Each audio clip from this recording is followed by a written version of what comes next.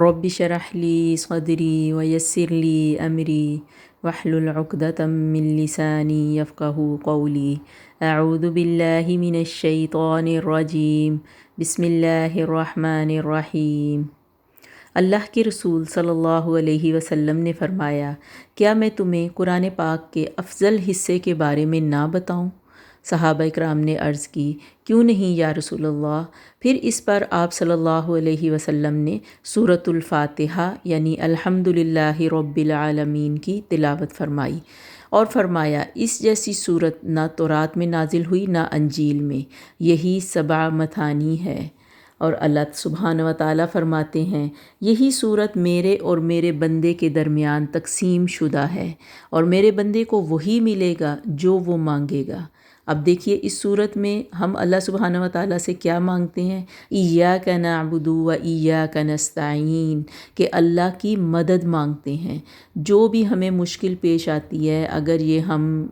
سورۃ الفاتحہ پڑھ کے دعا مانگیں، یہ سراسر مطلب ایک دعا ہے، ایک اللہ سے مدد مانگنا، اور پھر اس کے بعد اہدنا الصراط المستقیم، سیدھے راستے کی ہدایت طلب کرنا۔ اور یہ پڑھنے کے بعد انسان جو بھی دعا مانگے گا، اس کی مانگی ہوئی چیز اللہ سبحانہ و تعالیٰ کے وعدے کے مطابق ضرور پوری ہوگی۔ روایات میں آتا ہے کہ ان دونوں میں سے یعنی سورۃ الفاتحہ اور سورۃ البقرہ کی آخری آیات پڑھ کے جو شخص اللہ سبحانہ و تعالیٰ سے کچھ بھی مانگے گا، اللہ تعالیٰ اس کی وہ دعا، اس کی مانگی ہوئی چیز، اس کی فریاد ضرور پوری کریں گے، کیونکہ سورۃ البقرہ کی آخری آیات میں بھی جو ہم مانگتے ہیں کہ ربنا ولا تحمل علینا اصرا کما حملته علی الذین من قبلنا ربنا ولا تحملنا ما لا طاقت لنا به، یعنی اللہ تعالیٰ ہم پہ ایسے بوجھ نہ ڈالنا کہ جن کو اٹھانے کی ہماری طاقت نہ ہو، اور یہ کہ واعف عنا واغفر لنا وارحمنا انت مولانا، کہ ہمیں معاف کر دے، ہمیں بخش دے، ہم پر رحم فرما۔ اور یہ ساری دعائیں مانگنے کے بعد پھر اپنی زبان میں جو کچھ بھی ہمارے دل میں ہو یا جو ہم اللہ سبحانہ و تعالیٰ سے مانگنا چاہیں وہ مانگیں، لیکن اس کے ساتھ بہت بڑی یعنی بات ہے کہ خلوص نیت اور ہمارے دل کی سچائی اور ہمارے ایمان کی پختگی اور ہمارا یقین کامل اللہ کی ذات پر کہ جو کچھ بھی ہم اس سے مانگیں گے اللہ سبحانہ و تعالیٰ چاہے جلدی چاہے دیر سے ضرور پوری کریں گے۔ ہماری ہر فریاد، ہماری ہر بولی ہوئی بات، ہماری ہر مانگی ہوئی چیز اللہ سبحانہ و تعالیٰ کے پاس پہنچتی ہے، عرش معلیٰ تک پہنچتی ہے، لیکن قبولیت کے درجے کو اگر ہماری یہ دعائیں نہیں پہنچتی یا اسی وقت قبول نہیں ہوتی تو اللہ کا وعدہ ہے کہ یا تو وہ انہیں ذخیرہ کر دے گا یا اسی وقت مانگی ہوئی چیز عطا کر دے گا۔ اس لیے اللہ سبحانہ و تعالیٰ کی ذات سے ہمیں نا امید یا مایوس نہیں ہونا، کیونکہ مومن کبھی نا امید یا مایوس نہیں ہوتا، وہ پوری امید کے ساتھ اور بھرپور ایمان کی پختگی اور یقین کے ساتھ اپنے رب العزت سے مانگتا ہے۔ اور بعض اہل علم کہتے ہیں کہ اگر 7 دفعہ سورۃ الفاتحہ پڑھ کے کچھ بھی مانگا جائے اللہ سبحانہ و تعالیٰ سے تو پڑھنے والے کا نشانہ کبھی بھی ہٹا نہیں جاتا۔ اب یہ یعنی 7 دفعہ اس کو پڑھنے کا زیادہ فائدہ ہے، کیونکہ حدیث کے مطابق 7 دفعہ پڑھ کے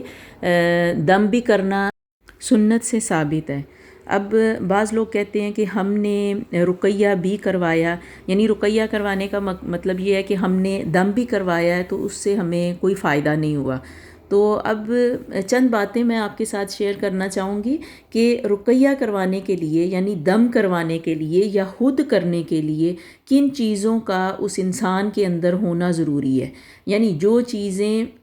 دم کرنے والے کے اندر ہونی ضروری ہوتی ہیں۔ سب سے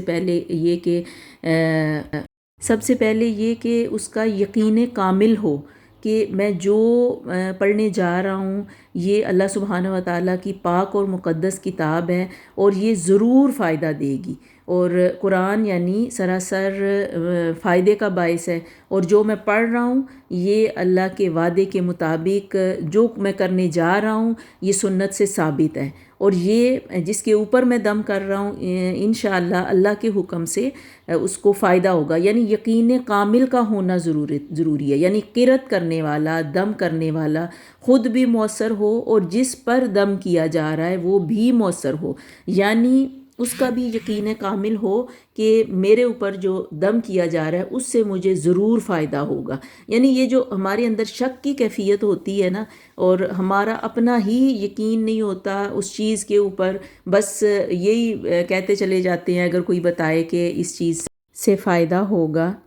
تو ہم کہتے ہیں کہ بہت دفعہ کیا ہے لیکن ہمیں تو کوئی فرق نہیں پڑتا۔ تو اصل میں بات پھر سے میں کہوں گی کہ وہی آتی ہے کہ جو کر رہا ہے اس کا یقین کامل ہو، جو کروا رہا ہے اس کو پورا یقین ہو کہ مجھے اس دم کے ساتھ اور اس اللہ کے کلام کے ساتھ فرق پڑے گا، اور جو کچھ پڑھا جا رہا ہے یعنی قرآن پاک کی وہ آیات جو مسنون ہیں، جو سنت سے ثابت ہیں، جس کے مطابق اللہ کے رسول نے ہمیں حکم دیا ہے۔ یعنی ایک تو پہلی بات تو یہ کہ پڑھنے والا، دوسرا جس پر دم کیا جا رہا ہے، اور تیسری چیز کہ کیا چیز پڑھی جا رہی ہے، تو انشاءاللہ اللہ کے حکم سے اس کا فائدہ ہوتا ہے۔ اگر پڑھنے والا مؤثر نہیں ہوگا، یعنی اس کے اندر کوئی کمی کوتاہی ہوگی، اس کا یقین پکا نہیں ہوگا، یا جس پر پڑھا جا رہا ہے وہ صحیح طرح سے ماننے والا نہیں ہوتا کہ مجھے اس سے فائدہ ہوتا ہے، اور تیسری بات یہ کہ جو کچھ پڑھا جا رہا ہے وہ سنت سے ثابت نہ ہو، یہ تینوں چیزیں اگر صحیح یقین کے ساتھ پڑھی جائیں۔ اب آپ دیکھیں، اس کی چھوٹی سی مثال میں آپ کو دوں کہ جیسے ہمیں کسی ڈاکٹر کی دوائی پہ یقین نہیں ہوتا لیکن لے لیتے ہیں مجبوری کے باعث یا کسی کے کہنے کی وجہ سے، لیکن ہمارے دل میں ہوتا ہے کہ پہلے بھی اس سے دوائی لی یا پھر اس کے بارے میں سنا ہوا ہے تو مجھے اس سے فائدہ نہیں ہوگا۔ تو بات یہ ہوتی ہے کہ پھر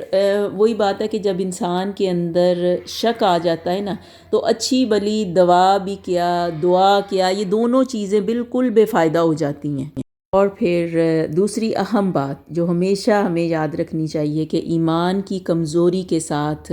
ہمیں چیزیں فائدہ نہیں دیتی۔ سورۃ فاتحہ میں ہم دیکھتے ہیں کہ اللہ سبحانہ و تعالیٰ کے نام بھی ہیں، آخرت اور توحید کا ذکر بھی ہے، یہ ایک مؤثر دعا ہے، اور اللہ سبحانہ و تعالیٰ کا وعدہ ہے، اللہ کے رسول صلی اللہ علیہ وسلم نے فرمایا کہ جو یہ پڑھ کے